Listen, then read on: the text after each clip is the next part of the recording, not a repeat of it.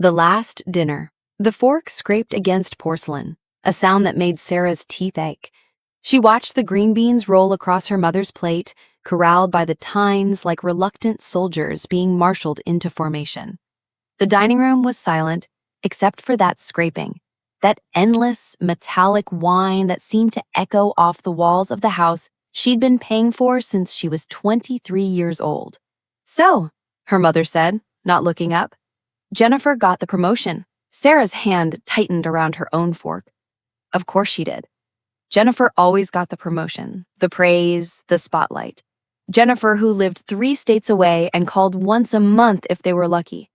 Jennifer, whose Christmas cards arrived late and whose birthday gifts were Amazon orders placed at 11 p.m. the night. "That's great," Sarah said. Her voice came out flat, a stone skipping across dead water. "She's regional manager now." Her mother's tone carried that particular brightness she reserved for discussing Jennifer's achievements, a sunshine quality that never, ever appeared when talking about Sarah. "She'll be overseeing 14 stores. 14! Can you imagine?" Sarah could imagine. She'd been imagining for 32 years, ever since her sister was born, and the hierarchy was established as clearly as lines drawn in fresh cement. Jennifer, the golden child, the achiever, the one who could do no wrong. Sarah, the fallback, the disappointment, the one who existed to make Jennifer look better by comparison. "She's thinking about buying a house in Scottsdale," her father added, cutting his chicken with surgical precision. He hadn't looked at Sarah either. They rarely did during these dinners, as if she were a ghost haunting the table, visible only in peripheral vision. With her salary, she could afford it. "Well, she's always been smart with money." Her mother finally looked up, and Sarah felt the familiar weight of that gaze, assessing, measuring, finding insufficient. "Some people have different priorities, I suppose." Sarah either. They rarely did during these dinners, as if she were a ghost haunting the table, visible only in peripheral vision. "With her salary, she could afford it," Sarah said. "Well, she's always been smart with money." Her mother finally looked up, and Sarah felt the familiar weight of that gaze, assessing, measuring, finding insufficient. "Not everyone can be, I suppose." The implication hung in the air like smoke. Sarah, who had put herself through state college while working 2 jobs. Sarah, who had her degree in accounting and a position at a mid-sized firm that would never be glamorous but paid well enough. Sarah, who was sitting here, in this house, at this table, surrounded by furniture she'd helped buy and eating food purchased with money she'd transferred to her mother's account just last week. "Some people have different priorities," Sarah said carefully. "Priorities." Her mother laughed, a short, sharp sound like glass breaking. "Is that what we're calling it? Jenny has priorities, career, advancement, success. You have... What would you call what you have, Sarah?" The question sat there, loaded and dangerous. Sarah's brother-in-law, Marcus, shifted uncomfortably in his chair. Her younger brother, David, suddenly became very interested in his phone.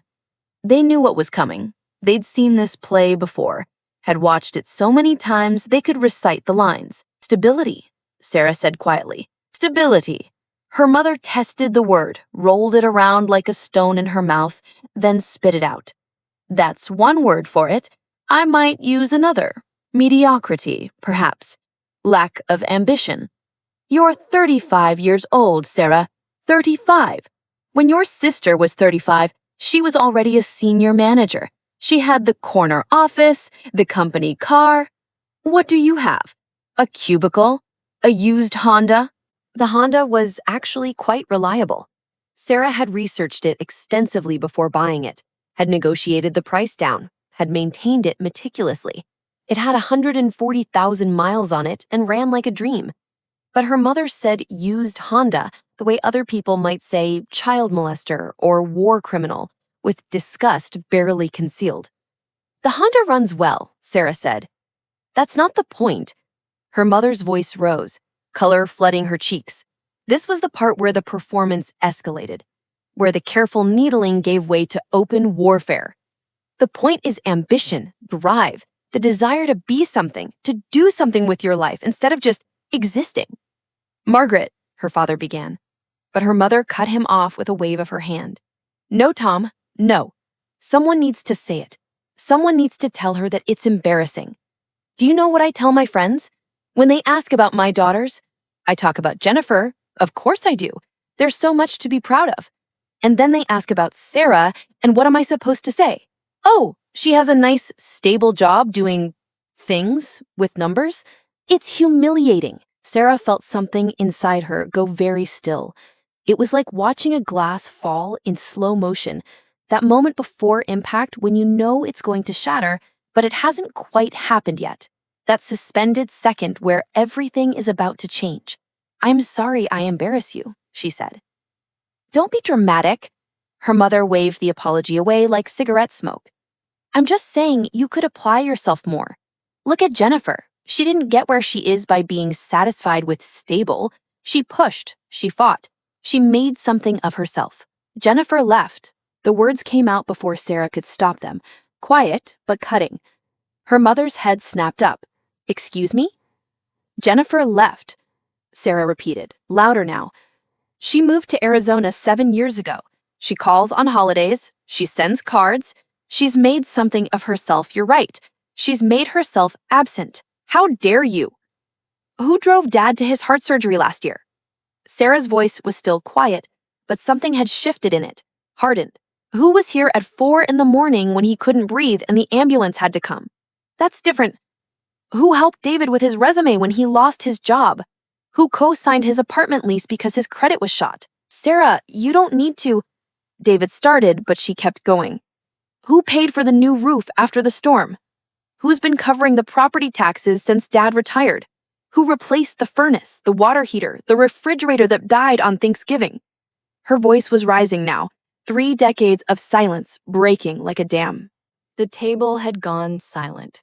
Marcus was staring at his plate. David had gone pale. Her father's hand had frozen halfway to his mouth, fork suspended in the air. Who, Sarah said, and her voice was shaking now, has been paying your bills? Her mother's face had gone from red to white. We never asked. You never had to ask, because I was always here. Reliable Sarah, stable Sarah, mediocre, unambitious Sarah, who makes enough money doing boring things with numbers to keep this entire family afloat. Sarah, her father said, and there was something in his voice she'd never heard before. Was it shame? Realization? Fear? The mortgage on this house? Sarah pulled out her phone, hands shaking, and scrolled through her banking app. I've been paying half of it since I was 25.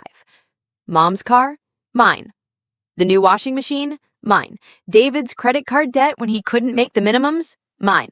The family vacation to Disney World 5 years ago that everyone still talks about? I paid for half. Jennifer sent a check for $100 and you framed the card she signed. We didn't, her mother started. You did. You had to know. And you took it, and you took it, and you took it, and somehow I was still the loser, still the embarrassment, still not good enough because I wasn't Jennifer, because I was just here, just available, just quietly making sure none of you had to worry about money while you compared me to someone who hasn't been home for Christmas in 3 years. The silence that followed was absolute. Sarah could hear her own heartbeat, could hear the old house settling around them, could hear her mother's breathing, fast and shallow. You think this is about money? Her mother said finally, and her voice had gone cold, dangerous. You think you can throw money in our faces and that makes you what? The hero? The martyr? No. I felt suddenly exhausted, hollowed out. I don't think I'm anything. That's the problem. I stopped thinking about what I was or wasn't a long time ago. I just kept writing the checks, kept being available, kept being the one who showed up. Then what do you want? Her mother demanded. Gratitude? A medal?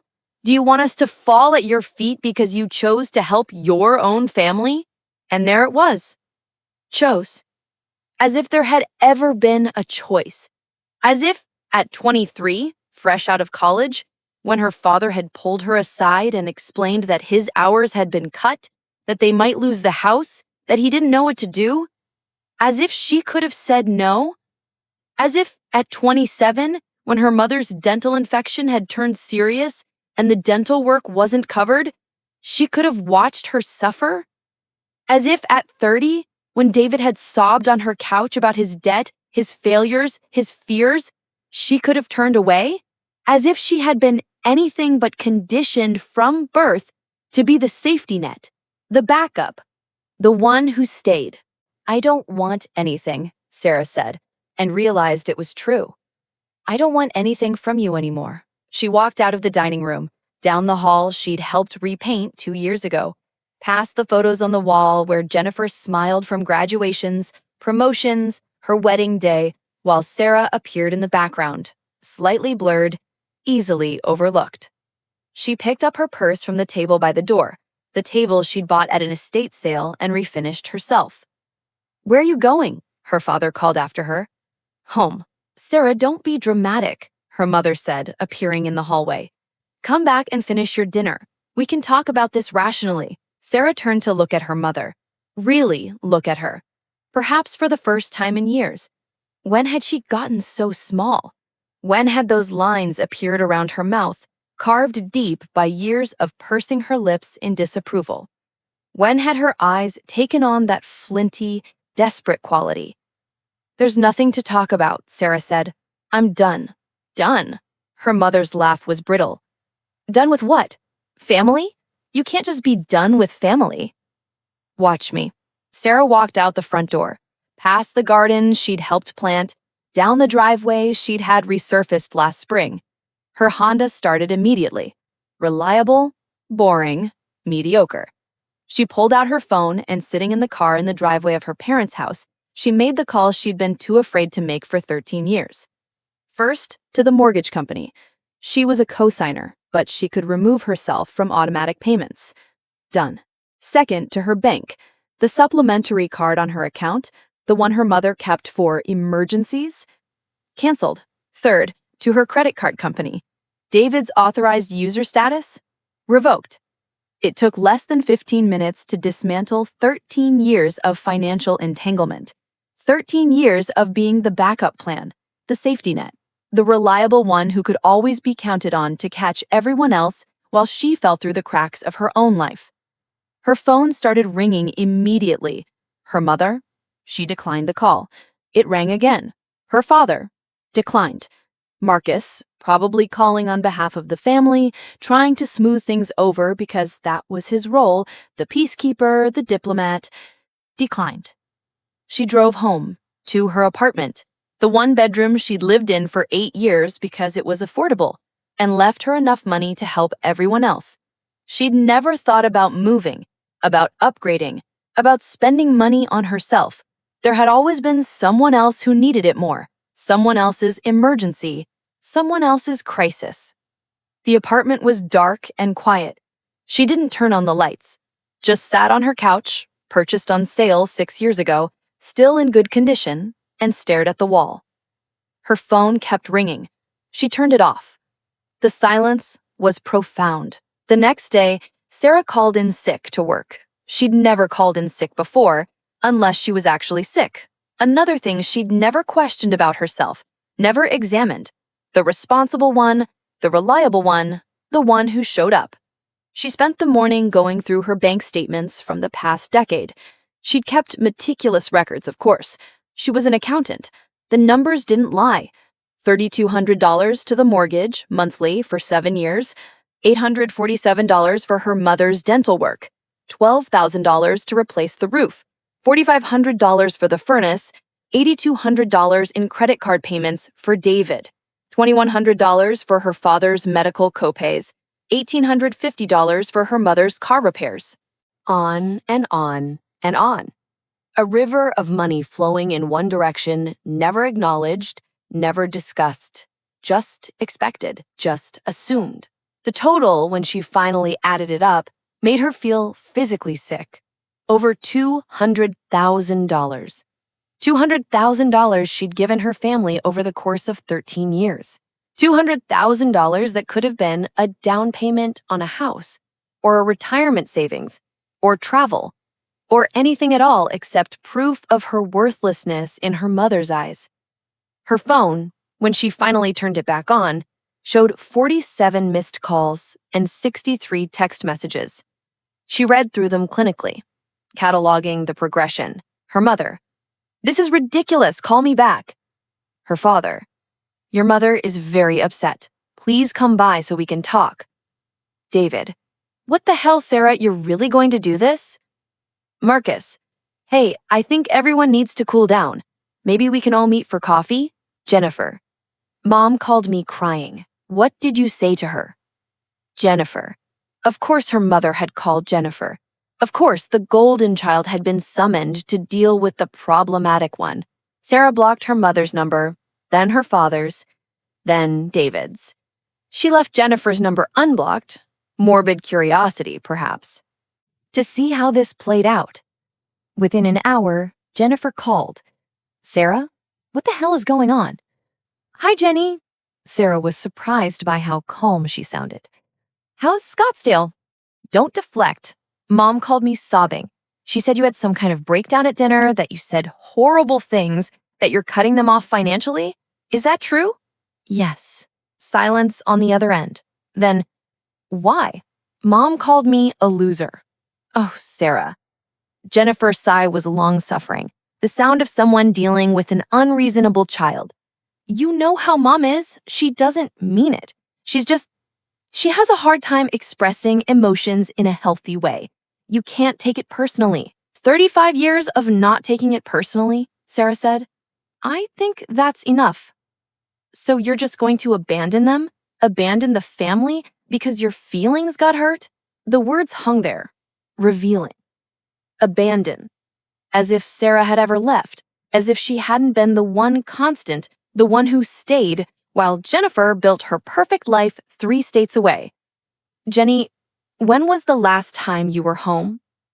"That's not fair. My job is demanding." "When?" "I don't know. Christmas, maybe? 2 years ago? 3. It's been 3 years. Okay, 3 years. So what? I call, I video chat. I'm still involved. When Dad had his heart surgery, were you there? I sent flowers. Were you there? Silence. When Mom's tooth got infected, did you help pay for the dental work? Sarah, I have my own expenses. The cost of living in Scottsdale is... Did you pay for any of the repairs to the house? The roof? The furnace? Did you help David when he lost his job? Did you do anything except call once a month and send cards and let Mom tell everyone how successful you are? That's not fair. Jennifer's voice rose. I worked hard for my success. I sacrificed. I moved across the country. I worked 80-hour weeks. I earned every promotion. And I stayed. Sarah's voice was flat. I stayed and I paid and I showed up and I was still not good enough. Still the loser. Still the embarrassment. Do you know what Mom tells her friends about me, Jenny? Do you know how she talks about my life? She's proud of you. She's ashamed of me. She said it to my face, in front of everyone. And when I pointed out that I've been keeping them afloat financially for over a decade, she told me I was throwing money in their faces. Another silence. Longer this time. How much? Jennifer asked finally, her voice small. How much what? How much have you been paying? Sarah told her. She heard her sister's sharp intake of breath. Jesus, Sarah, I didn't know it was that much. Nobody knew. Nobody asked. It was just expected. What do you want me to do? Jennifer sounded lost now, the confidence gone. What do you want me to say? Nothing, I said. I don't want anything from you. I just want you to know that Mom and Dad are going to need help now. Real help. Financial help. And I won't be providing it anymore. Sarah, I can't afford. My mortgage is... Then they'll have to downsize. Sell the house, move into something smaller. Figure it out. Like adults. Like people who don't have a backup plan named Sarah. You're really going to do this? It wasn't a question. I already did it. I canceled the automatic payments. I canceled Mom's card access to my account. I removed David as an authorized user. It's done.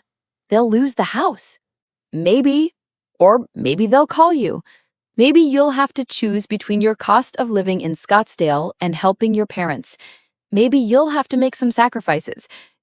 Like I've been doing since I was 23 years old. That was your choice. Was it? Sarah felt anger flare, hot and bright. Was it really a choice when I was barely out of college and Dad sat me down and told me they were going to lose everything? Was it a choice when I was conditioned from birth to be the responsible one, the reliable one, the one who stays and fixes things while you got to leave and be celebrated for it? I didn't ask for that. Jennifer's voice cracked. I didn't ask to be the golden child. You think that's easy? You think it's fun to know that everything I do is held up as the standard? That every phone call home is Mom asking when I'm getting the next promotion, when I'm having kids, when I'm buying the bigger house? You think I don't feel the pressure? Poor Jenny, Sarah said, and her voice was ice. It must be so hard being the favorite. Fuck you, Sarah. No, fuck you. The words erupted out of her. 13 years of silence breaking. Fuck you for leaving. Fuck you for being absent. Fuck you for letting me carry everything while you built your perfect life. Fuck you for calling once a month and thinking that makes you involved. And fuck you for calling me now, not to apologize, not to understand, but to try to fix it, to smooth it over, to make me go back to being the backup plan so you don't have to deal with the consequences. She hung up, blocked Jennifer's number, sat in the silence of her apartment and shook. 3 weeks passed. Sarah went to work, came home, ordered takeout instead of cooking because she was tired of being efficient, tired of being practical. Spent an entire Saturday binge-watching a series she'd been meaning to watch for years, but never had time for because she was always fixing someone else's problems. She slept. God, she slept.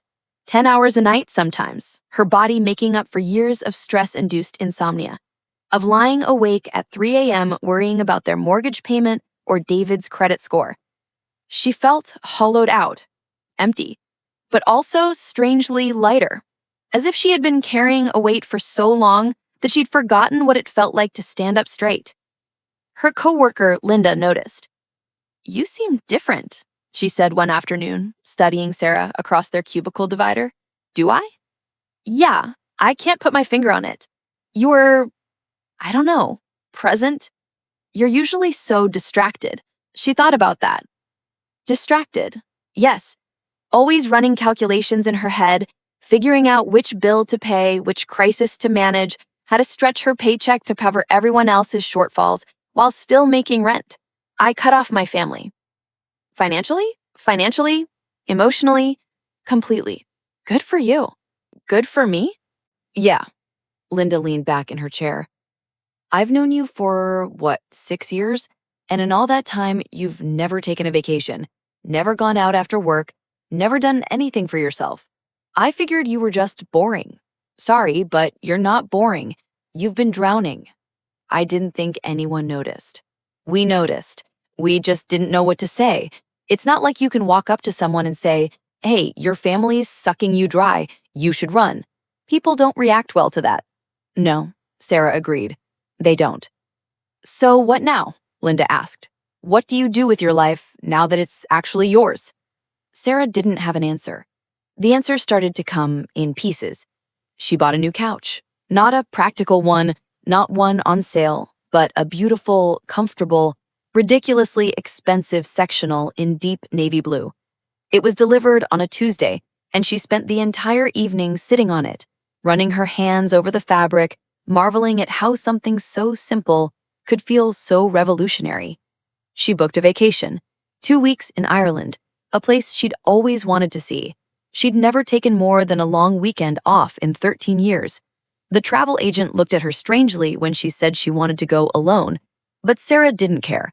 Alone sounded perfect. She started therapy.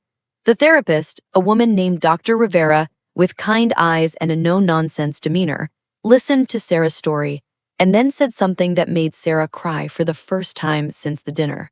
You were parentified. What? Parentified. It's when a child is forced to take on adult responsibilities, to care for their parents or siblings instead of being cared for. It's a form of trauma. Trauma. Sarah had never thought of it that way. Trauma was dramatic. Trauma was abuse, neglect, violence. Trauma wasn't just being the responsible one. It is abuse, Dr. Rivera said gently. Emotional abuse. They made you responsible for their well-being while simultaneously devaluing you. They took and took and took, and when you finally set a boundary, they framed it as you abandoning them. That's textbook. Sarah sat with that. Let it sink in. Trauma. Abuse. Textbook. What do I do now? She asked. Now, Dr. Rivera smiled. Now you figure out who Sarah is when she's not performing for other people. 6 months after the dinner, Sarah's father showed up at her apartment. She almost didn't answer the door. She'd moved by then to a better apartment in a better neighborhood, one she could afford now that she wasn't subsidizing 3 other people. She'd changed her phone number.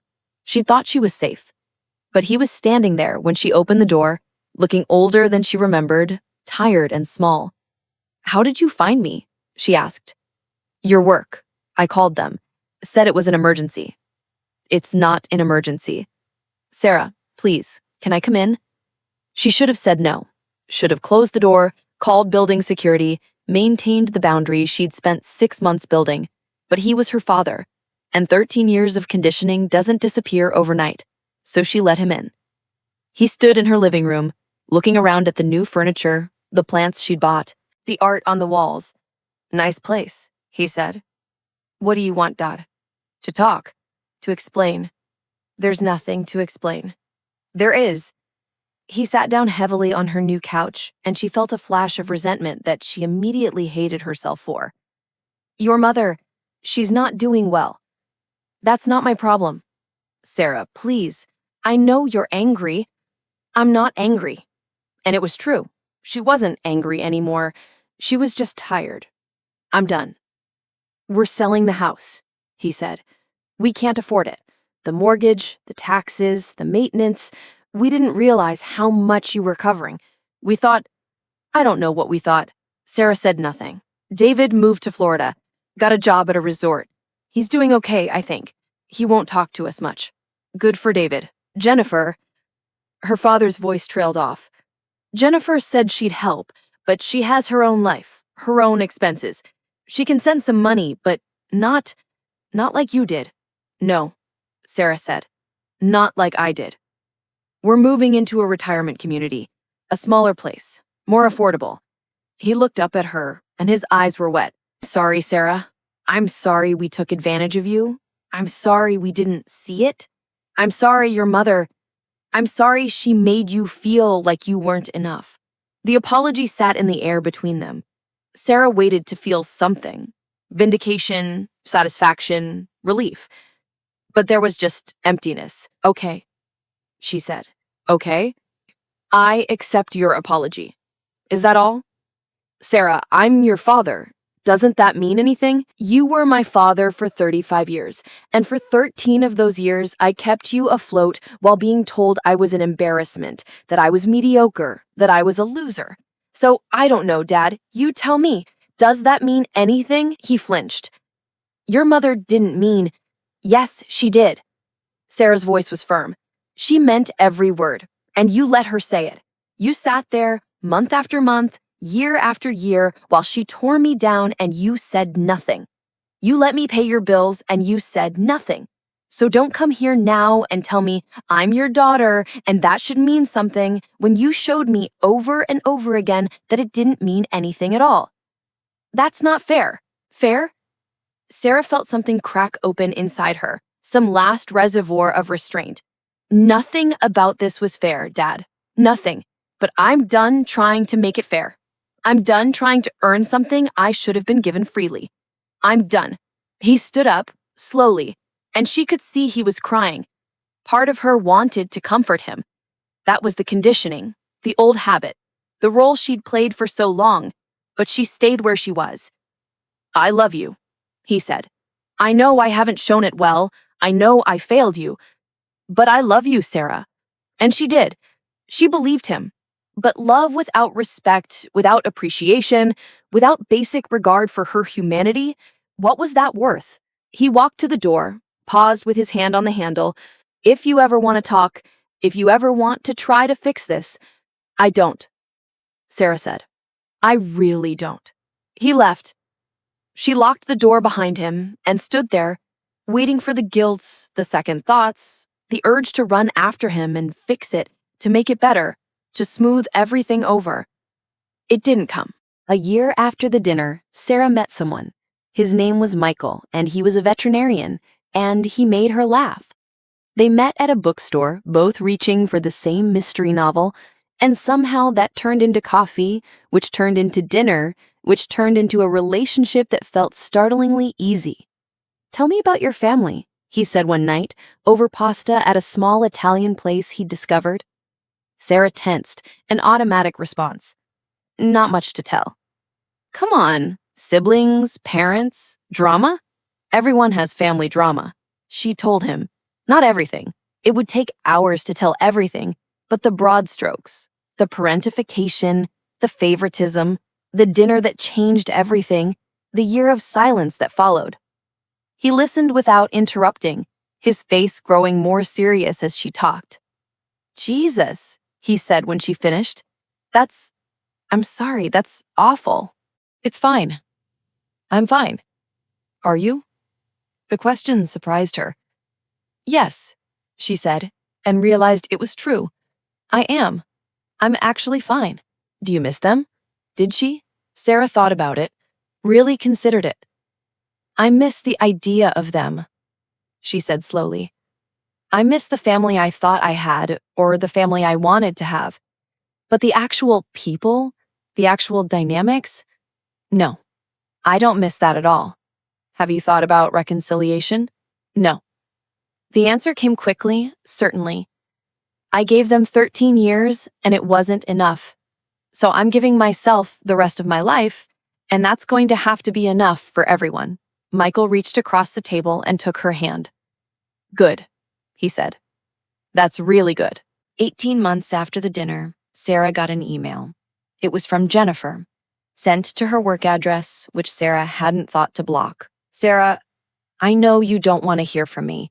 I know you probably won't even read this, but I need to say it anyway. You were right. About everything. About me leaving, about me being absent, about me letting you carry everything while I built my life. I told myself I'd earned it, that I'd worked hard, that I deserved to be free from the family dynamics. And I had worked hard. But so had you. The difference is that I got credit for it, and you got criticized. I've been in therapy, a lot of therapy, trying to understand my part in all this. The therapist says I have golden child syndrome, that I was put on a pedestal, and that came with its own trauma, its own damage. She's probably right. But that doesn't excuse what I did to you, what I let mom and dad do to you. They're struggling. I'm sure you know that. Dad came to see you, told you they were moving, they're in the retirement community now, and they're diminished, smaller. Mom doesn't talk about you, but I can see she thinks about you. She looks lost sometimes, like she can't figure out where she went wrong. I want to say she's learned her lesson, but I don't know if that's true. I think she just misses her safety net. I think that's the saddest part. Even now, she doesn't understand what she lost. She just knows she lost something. I'm not asking you to come back. I'm not asking you to forgive us. I'm just asking you to know that I see it now. I see what you did. I see what it cost you. And I'm sorry I didn't see it before. I hope you're happy. I really, truly hope you're happy. Jennifer. Sarah read the email 3 times. Then she closed her laptop and went for a walk. The park near her apartment was beautiful in spring, full of flowering trees and young families and couples holding hands. She sat on a bench and watched the world move around her, all these people living their lives, and she thought about forgiveness. Did she forgive them? Her parents, her sister, her brother? Did she need to forgive them to move forward? Dr. Rivera had talked about this. Forgiveness, she'd said, is optional. It's not required for healing. You can let go of anger without forgiving the people who hurt you. You can move on without reconciliation. Sarah had moved on. She had her new apartment, her relationship with Michael, her friends from work she actually saw now, her hobbies and interests and the time to pursue them. She had a life that was hers, fully and completely hers. For the first time since she was 23 years old, she didn't need forgiveness, hers or theirs. She went home and deleted Jennifer's email without responding. 2 years after the dinner, Sarah married Michael in a small ceremony at the courthouse, followed by dinner with friends. No family, just the people she'd chosen, who'd chosen her back, who saw her as a whole person, and not a function or a role or a backup plan. Her coworker Linda was there, and Dr. Rivera, and Michael's family, who'd welcomed her warmly and without expectation. They ate good food and drank good wine, and Sarah laughed so hard she cried. And when Michael kissed her at midnight, she felt something she'd spent 35 years searching for. She felt enough. Not because someone else said she was, not because she'd earned it or proven it or paid for it, just because she existed. Just because she was Sarah, and Sarah was enough. 3 years after the dinner, Sarah's mother died. Jennifer called to tell her. Sarah had unblocked her number a year earlier, in a moment of strength rather than weakness. A conscious decision to open the door without walking through it. She had a stroke, Jennifer said, her voice thick with tears. She went quickly. She didn't suffer. Okay, Sarah said. There's a funeral on Saturday at St. Michael's. Will you come? She thought about it. Really thought about it. Weighed the cost against the benefit. The grief against the peace. No, she said. I won't. Sarah, she was our mother. No, Sarah repeated, firmer. She was your mother. She stopped being mine the night she called me a loser, and I realized she meant it. I'm sorry for your loss, Jenny. I really am. But I'm not coming. She hung up before Jennifer could respond. There was grief, she realized. She grieved the mother she'd never had, the relationship that might have been possible in another life, with another family, with another version of herself who'd been seen and valued from the start. She grieved the girl she'd been, the one who'd tried so hard to be enough, who'd given everything and still been found wanting. But she didn't grieve the woman who died.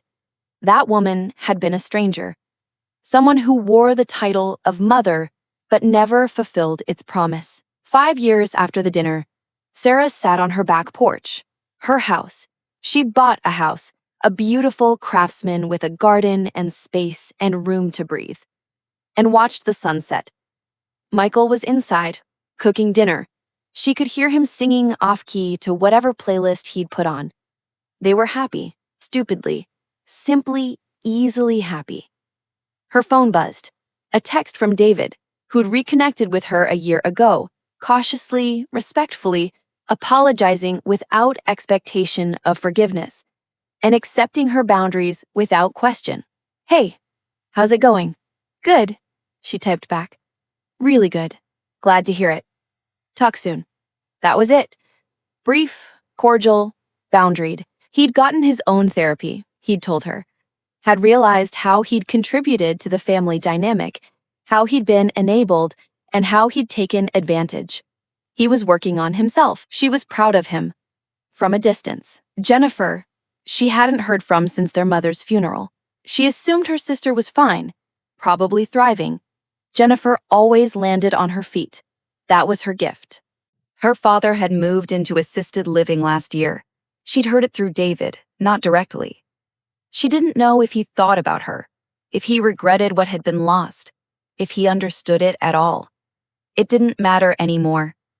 Dinner's ready, Michael called. Sarah stood up, stretched, felt the pleasant ache of a day spent gardening, doing something with her hands just because she wanted to, not because anything needed fixing. She went inside to her husband, to her home, to her life. The life she'd built for herself, by herself, from the wreckage of the old one. And it was enough. It was more than enough. It was everything.